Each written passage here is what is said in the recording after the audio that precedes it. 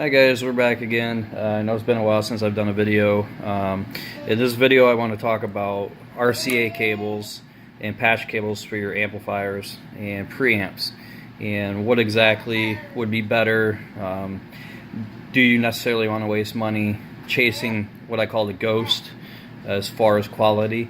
There are a lot of companies, the baby's going off. There are a lot of companies out there that will make false claims. I call false claims anyways, saying that their product will create better bass and increase wattage and things like that. Monster being one of them. They're huge. They're a marketing monster is what they are. Everything that they have on their label is just pure marketing. So what you want to look for, this is from my experience and deep diving into different metals and the conductivity of the metals. We all know silver, and if you don't know, silver is the best conductor you can get in audio for conductivity. So it sends a better signal. It has the best thermal rating. So I have a couple cables out here right now, and one of them is from online. I cannot pronounce the name of this cable. It starts with an S. It's not even printed on here, I don't think, but the packaging, it's a weird name. Anyway, these are about $30 cables, fairly cheap, and they claim to be hi-fi, oxygen-free copper, and all that, all the jazz. So this is, according to them, is the cable that you want to buy for Interconnect, and it makes your world so much better. This is not true. I took all these cables out, all these ones that look like this. And if you go online and you see all these millionaires with big systems and they have cables that are this big around, and they paid $20,000 for a set of RCAs, which in my mind is just completely bonkers. You can escape. You don't need that big diameter to get the power and to get the signal through if you use something like silver, like this. The reason why they use these big cables, and they'll say, you get the skin effect, so it's all stranded a certain way to reduce skin effect and blah, blah, blah, blah, blah, blah. All it is just sending more of a signal down the cable, and they get around using a cheaper material by the size of it. And then they use a big insulator on the outside, and it just looks impressive. So a lot of people just go, oh, okay, yeah. It's like the gold plating. A lot of people are under the assumption that gold plating is the best. That's the standard. It's got to be gold plated because gold is the best conductor. It's not true, guys. Gold's like number 3 or 4 on the conductivity scale. And the main reason why we use an audio is because it's resistant to corrosion, so it doesn't corrode like other metals will. So we use it a lot. But I come across this guy on eBay, and it's Elf Custom Cables.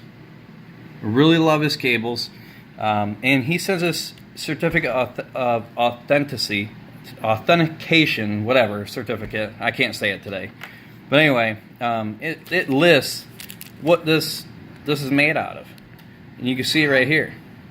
So basically, in my mind, if a company cannot do this, right, they cannot produce a certificate of authenticity, there we go, I got it that time, to tell you what kind of metals are in it and stand by their product, then to me it's no good. And I've been chasing the ghost for a number of years, and then I finally got smart and I said, well, let me read about metals. What would be the best conductor, why it's the best conductor, and does it really make a difference? I'm going to tell you right now, this is my first, this is silver plated, right, and it has 7N and 6N OCC copper. Okay, OCC is the new thing. But anyway, whether it's OFC, OCC, whatever, as long as it's the purity ratio is there. In a lot of cheaper cables, you will hear especially in your tweeter section, your tweeter will be very high pitched, and a lot of people change out tweeters because of that. And they go to like a soft dome, is not so sensitive. It doesn't vibrate as fast or as much, so you don't get that ear-piercing sound, and they think it's just a tweeter putting that off.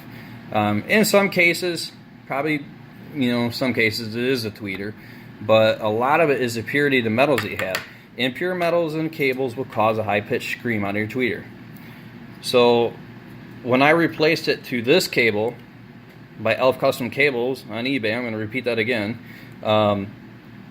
it made a world of difference. It toned it down. It made it real pure. It made my world better.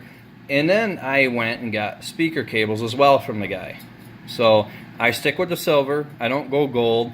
All right. And I'm not rich, so I don't go and buy solid cores that cost $900. I have 4 kids, so I just can't do that. But anyway, so just to restate and rehash, change out your cables. The way this guy does it, and why you only see one here, is he sends them separately like this, and then you can have the option if you want to link them together. You can link them together, whatever, via twist tie or whatever you want to use. Tie cables, doesn't matter. But this is definitely the way to go. Something similar to this, you don't have to go to Elf Custom Cables, but I would recommend finding something similar. Like I said, if the company's not willing to send the certificate of authenticity, then in my mind it's no damn good. This crap here, it is what it is. Goes in your kid's bedroom on their stereo. But if you care about your music and how it sounds and how it comes across, and you're willing to spend the money on high name brand amps, if you have a Macintosh system or whatnot, do your research.